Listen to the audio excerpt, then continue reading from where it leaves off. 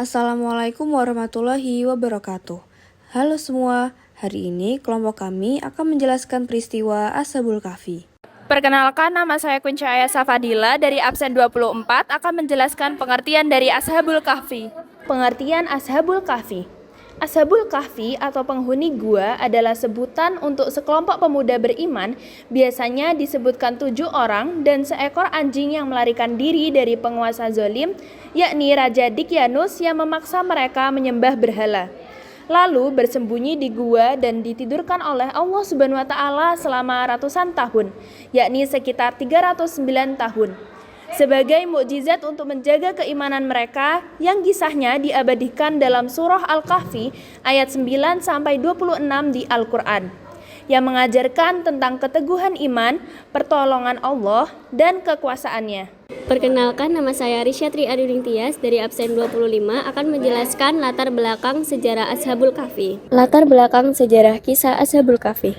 Kisah Ashabul Kahfi terjadi di kota Efesus atau sekarang wilayah Turki pada masa pemerintahan Raja Dikyanus atau Decius. Situasi yang terjadi pada saat itu meliputi 3 poin. Poin pertama merupakan kezoliman Raja Dikyanus. Raja Dikyanus, ia adalah seorang kaisar Romawi yang sangat kejam. Ia memaksa seluruh rakyatnya untuk menyembah berhala dan meninggalkan tauhid. Yang kedua, kondisi sosial. Masyarakat hidup dalam ketakutan. Praktik syirik atau menyekutukan Allah menjadi kewajiban negara, sehingga orang-orang beriman harus bersembunyi untuk beribadah. Yang ketiga, pertemuan para pemuda. Para pemuda ini awalnya tidak saling kenal, namun saat ada perayaan besar penyembahan berhala, mereka masing-masing merasa gelisah di dalam hati dan akhirnya bertemu di bawah sebuah pohon. Di sanalah mereka menyadari bahwa mereka memiliki keyakinan yang sama, yaitu hanya menyembah kepada Allah Subhanahu wa taala. Perkenalkan, nama saya Walina Icakswari, absen 32. Saya akan menjelaskan jumlah dan identitas pemuda. Jumlah dan identitas pemuda. Dalam Quran Surah Al-Kahfi ayat 22, Allah menyebutkan beberapa pendapat yang beredar. Yang pertama, ada yang mengatakan 3 orang, yang keempat anjingnya. Kedua, ada yang mengatakan 5 orang, yang keenam anjingnya. Yang ketiga, ada juga yang mengatakan 7 orang, yang ke-8 anjingnya. Pendapat yang paling banyak diterima oleh para ulama adalah 7 orang pemuda dengan 1 ekor anjing. Al-Quran tidak menyebutkan nama, asal daerah, atau identitas pribadi mereka secara rinci. Hal ini menunjukkan bahwa yang terpenting adalah keimanan dan keteguhan mereka, bukan nama atau status sosial. Mereka adalah pemuda-pemuda beriman yang menolak menyembah selain Allah. Mereka hidup di bawah kekuasaan raja yang zalim dan musyrik. Mereka mengasingkan diri ke dalam gua untuk menyelamatkan akidah. Allah menidurkan mereka selama 309 tahun, 300 ditambah 9 menurut perhitungan Hijriah. Perkenalkan, nama saya Salma Mutia Ilmi dari absen 26 akan menjelaskan keimanan para pemuda Ashabul Kahfi. Meneladani keimanan para pemuda Ashabul Kahfi. 1. Pondasi iman yang kokoh. Memiliki keyakinan teguh kepada Allah di tengah lingkungan yang tidak beriman. 2. Kekuatan doa. Senantiasa memohon petunjuk, hidayah, dan perlindungan rahmat dalam menghadapi kesulitan. 3. Tawakal. Menyerahkan sepenuhnya hasil dan keselamatan diri hanya kepada Allah setelah berikhtiar. Perkenalkan, nama saya Aufa Alia Zahra dari absen 4 akan menjelaskan bagaimana Ashabul Kahfi memutuskan untuk masuk gua.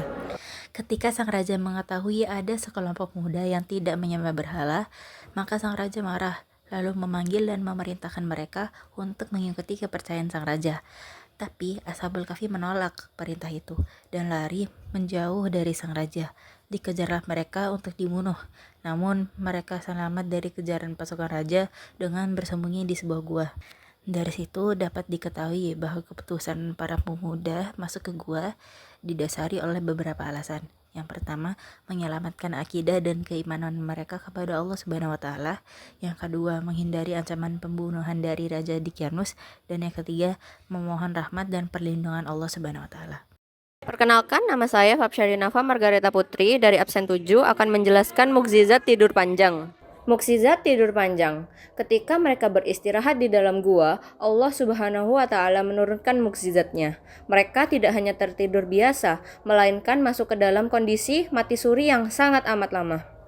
Mereka tertidur 309 tahun lamanya. Allah Subhanahu wa Ta'ala juga memberikan mukjizatnya saat mereka tertidur, mulai dari yang pertama, perlindungan fisik.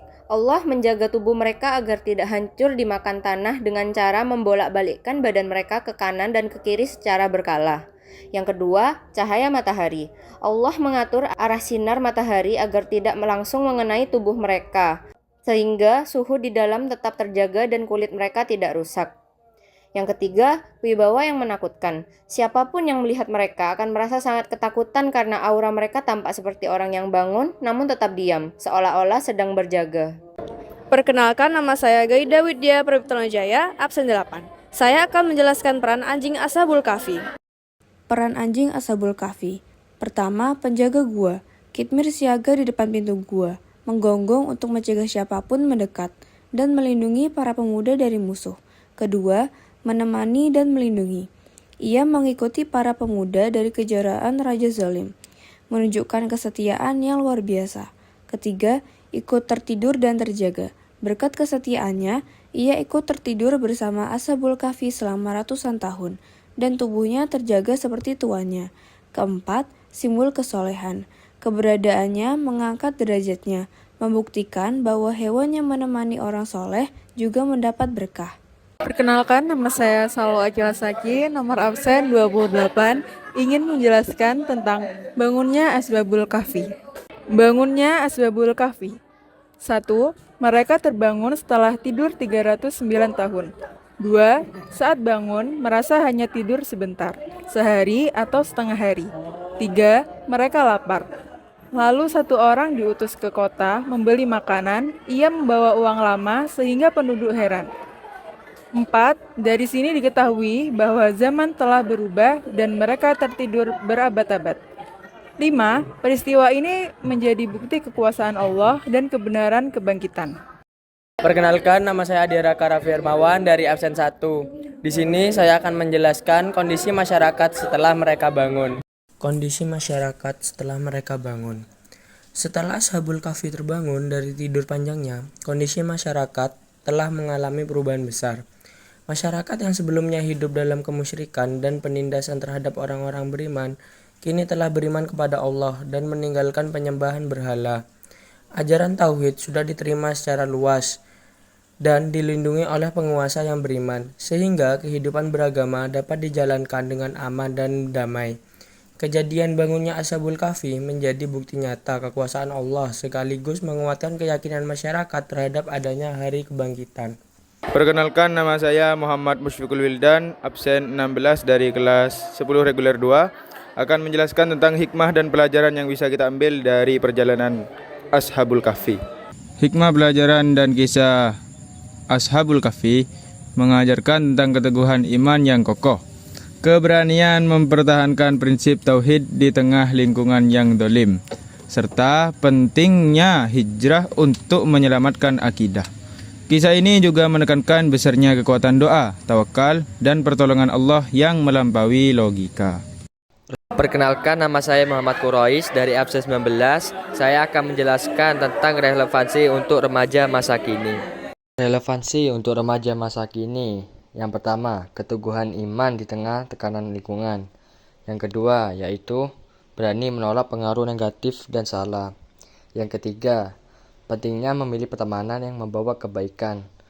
Yang keempat, menjaga prinsip dan jati diri.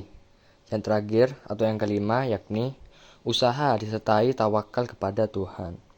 Sekian penjelasan dari kelompok kami. Wassalamualaikum warahmatullahi wabarakatuh.